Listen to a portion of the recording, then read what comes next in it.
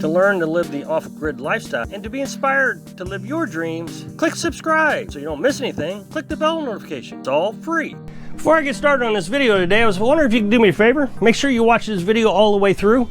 And then at the end of the video, you're going to see a little pop-up window. I was hoping if you could go ahead and click that. You don't necessarily have to watch it. Just let it run. You can go do your dishes or, whatever you need to do. Just let it run for me. That way it gives the algorithm a little bit of indication that you like this video. Okay, on to the video. Well, the temperature has dropped considerably over the last few days. Yesterday when I woke up, it was 43 degrees. Then this morning I got up, it was 38 degrees. So the last 2 mornings I've started a fire. The night before last, I went ahead and tested out our new little buddy heater, Mr. Buddy Heater. So this is the buddy heater. We've got it hooked up to a regular propane tank. We got enough hose that we can run it outside. I bought the filter. Now you can put bottles on this, 1 pound bottles. I bought the filter because the hose will degrade. Propane degrades the hose, and the hose goes into the heater and clogs up your heater. So if you buy this filter, it keeps that from happening. This heater is really easy to use. Like I said, you can have the bottle or you can use the propane. This hose I think is $20. I think the filter is $20. I got this as a manufactured refurbished. I've already burned the top of it right here. I used my little heat driven fan. I'll show you that heat driven fan. I put that on top of here and it kind of burned it a little bit, but that's okay. This one's really pretty. My last one was green. I like the red a lot better, but it's really easy to start. It's got a little pilot light that you kick on. I doubt if I can get it to kick on quickly enough to demonstrate, but I don't know if you can see that. Right down there's a little pilot light, and you hold this button down for 30 seconds and then the pilot light will stay on. If it stays on, I'll be lucky. Oh, it stayed on. And then all you got to do is turn the knob here to high, and again, you're probably not going to see it, but this will turn orange. But it's so light outside, you're not going to be able to see that. So it throws out a good amount of heat. This heats up 225 square feet, I think. My house is just under 200 square feet. So we tested it out, and boy, I mean, it heated the place up pretty quick on high. And then I turned it down on low, and it still was heating the house. It was getting hotter, so ended up having to shut it off. The temperature is not exactly cold. It's just, a little chilly. And we've insulated this house so well. We got 2x6s in the walls, so instead of 2x4s, so we have a nice layer of insulation in there. This is the little fan I was telling you about. This fan runs on heat, so the hotter it gets, the faster it goes. Right now the stove is starting to cool off. You can buy these online, just little wood stove fans. I don't know how it operates. I'm sure I could Google it and figure it out, but I'm just not that interested. So it still works. It's been sitting on top of the stove all summer, hasn't budged. But I put this on top of the buddy heater, and it worked on the top of the buddy heater. I've actually put it on top of the Coleman cook stove. I brought that in last spring one time, just kind of knocked the chill off. Of course, we got carbon monoxide detectors, but I just wanted to knock the chill off last spring. I put that on top of the flame itself. So, as you can see, I ran some fire this morning. I also ran it yesterday morning, and it quickly warms up. Now, last year I had wet firewood. I've talked about this so many times. I can't believe how many people will argue that you can run wet firewood in this thing. Last year I did nothing but fight with this thing. I always had to run this thing, this is high. So this would give you a maximum amount of heat output. This is low. That'll give you the minimum amount of heat output.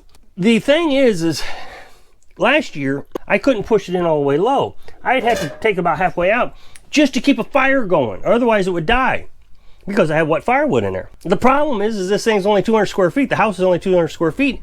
So the house was just so hot because we were having to run such a hot flame to keep the fire going. It was miserable all the time.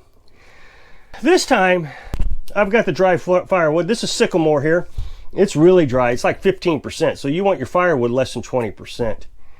If it's not less than 20%, it's hopeless with these things. And I know what everybody's talking about. Oh, you need wet firewood so the fire will last longer. In your grandma and grandpa's stove, yeah, you're absolutely right. I was raised on this stuff. My dad burned coal and firewood, and I mean, he cut down a tree, take the wood inside and throw it in the fire. This here is already 6 months old. The sycamore dries faster than oak. Oak will take a year to 2 years. But we're running sycamore because it doesn't get quite as hot. So I thought I'd run the Sycamore in the fall time. So I ended up having to study this thing over the summer. I wanted to learn everything there was to know about this stove. And stoves just like it. Now this has got what's called air tubes in it. I've been calling them catalytic converters, but that's not really a true statement. A catalytic converter stove actually has a device in the smokestack, in the chimney, that actually converts smoke into gas. So there's no smoke coming out of the chimney. And those are pretty expensive. Regency, I think, sells them. The thing is they want to install it themselves. And I was not a fan of anybody coming in this house when I built the house and installing a stove for me, because they would want to code and the house is too small and they would have just nitpicked it to death. I didn't have to follow code because I'm under 200 square feet. I could really just do anything I wanted in here. So I bought this. It was used. It had been used twice. This thing was going for almost $700 in the store, and we got this for 300 bucks. But I needed to learn how it worked. It's one thing to follow the instructions. You load it up, it doesn't work, you're mad. Carolyn would get so hot and frustrated, and I don't blame her. She was always frustrated about how hot it was in here. We'd have the windows open. I remember last year she put a glass of water on the windowsill, and it was so cold outside that the water froze. But it was so hot in here that we had to have the window open. It was miserable. So the first thing you're going to want to do is make sure your seals are in good shape. Now, I just made a video about these seals here, and at the end of the video I'm going to put a link so you can see what I did. If you have air coming in here, this thing's going to burn faster and hotter. So what you do is you put a little dollar bill in there, you close the door, and if you can slide that dollar bill out, then you have an air leak. So that means it's sucking air in and your wood's burning hotter and faster and you're wasting wood. But of course, like I said, our problem was the wood was wet. This little control knob here does two things. First thing it did, and this is what I thought it did last year, is it lets a little air come out right here. When you start the fire, you see all this air coming in, just pushing that flames out. Well, that's all I thought I was doing. So last year I was always trying to keep this clear, and I was trying to make sure it got plenty of air, and I was following this thing. Well, this year I learned that is not the most important air source right there. As a matter of fact, it's just a little pinhole right there. I took a mirror and a flashlight, and I could see there was just a little pinhole. I gotta be careful, it's still hot in here. That's one thing I want to say is I lit this thing at 6:30 this morning. It is 12:30 now. So 6 hours, and it's still putting out a ton of heat. And of course the fan is still running. There's coals in here, so I could lay another log in here. I could get another fire started.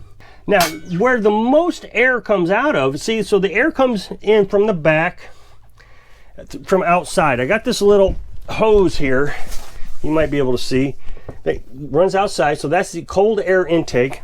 Comes in the back and up this hole right there that I just showed you.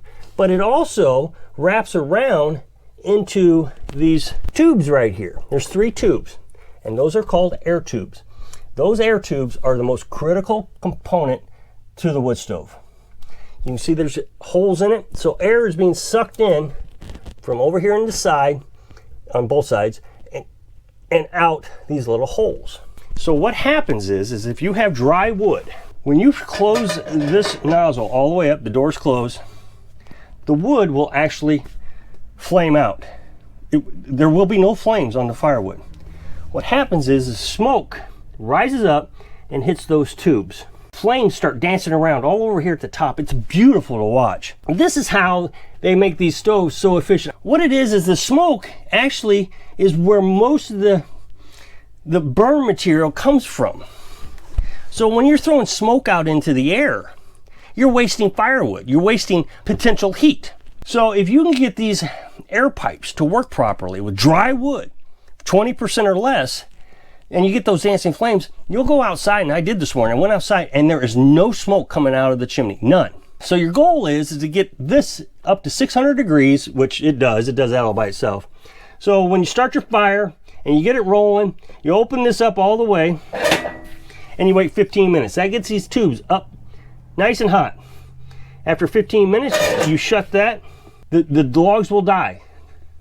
And you'll start seeing this dancing of blue flames. It's a blue and orange flame up there. And that does all the heating that you need. It's hard to understand this. I mean, you're so used to building fires and you're seeing this crackling of the firewood, fires coming up off the firewood, and that's what you think you want to see. But on these new ones, that's not what you want to see. And so, I mean, Carolyn and I have been discussing all morning how we're going to make the stove work, because last year she was so miserable. She doesn't want to be miserable this year. Since she stays up later than I do, I get up earlier than she does. So by the time she got up, probably about 8 o'clock, I was up at 5. The flames had already kind of died down and we were just burning coals. The house was still nice, comfortable. This thing's a little too big for us. It can heat up to 2,000 square feet. They made one that was a little smaller, but the problem is it was so expensive and we got this one so cheap. But that being said, now that I've got all this figured out, I don't have to get up in the middle of the night. Last year, you will notice in my videos, I had dark eyes, I was always tired, because I was having to get up every few hours to load it with more firewood, because I was having to keep this problem out so far to keep the flame going, have the windows wide open, the doors open, trying to stay somewhat of a modest temperature. But now this is not going to be an issue. I may have to get up, I don't know, maybe 3 o'clock in the morning and throw some more wood in it, but that's not a big deal. I'll throw some kindling in it. And the other thing is if it does go out in the middle of the night, I can just grab the buddy heater and turn it on. That'll keep us warm and I don't have to fiddle with this thing all night. I can get up in the morning and I can start the fires as I need. I don't want to run the buddy heater. I really want to live off grid, but it's nice to have the backup. Hey, I hope you can do me a favor and click on the video in this box right here, wherever it's at, and watch that all the way through. Even if you don't watch it, just go and do your dishes or something if you need to. But if you let that run through, I'd really appreciate it, so YouTube can say, hey, people like this video. So I hope I can inspire you to have that warm feeling when you're living your dream. Thanks for watching.